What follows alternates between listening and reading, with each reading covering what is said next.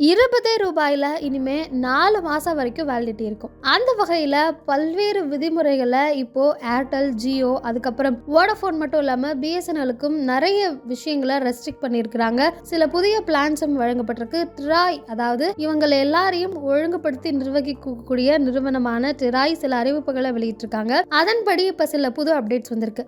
அந்த என்னென்ன அப்படிங்கறதெல்லாம் பார்க்க போறோம். ரூ. 20 4 மாச வேலிடிட்டி எல்லாம் எப்படி அப்படிங்கறதெல்லாம் தெளிவாக இந்த வீடியோல பார்க்க போறோம்.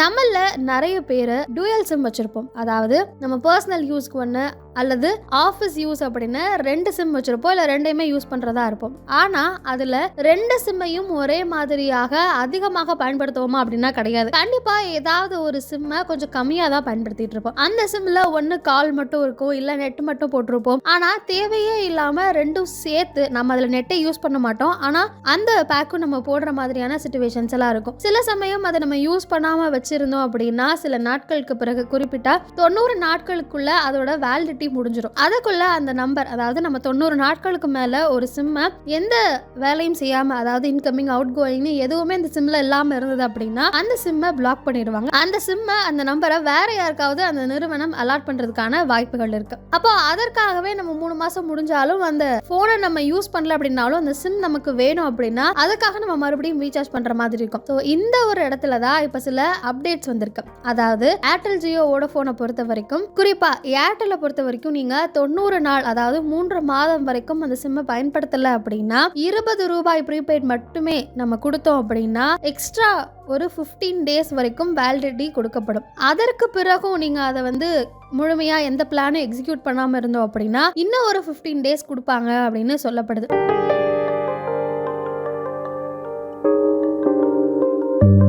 ரூ. 20 ப்ரீபெய்ட் மட்டும் நம்ம செலுத்தணும் அப்படின்னா அடுத்த 30 நாட்களுக்கு நமக்கு எந்த பிரச்சனையும் இல்லாம அந்த போன் ஆக்டிவேட்ல இருக்கும். அதுக்கப்புறமும் நம்ம எந்த பிளானையும் எக்ஸிக்யூட் பண்ணாம இருந்தோம் அப்படின்னா ஒரு 15 டேஸ் அவங்க கால அவகாசம், டைம் பீரியட் கொடுக்குறாங்க. அந்த 15 டேஸ்ல நம்ம கஸ்டமர் கேருக்கு போன் பண்ணி நம்மளுடைய அந்த சிம்மை மறுபடியும் ஆக்டிவேட் பண்ணி வாங்கிக்கலாம்.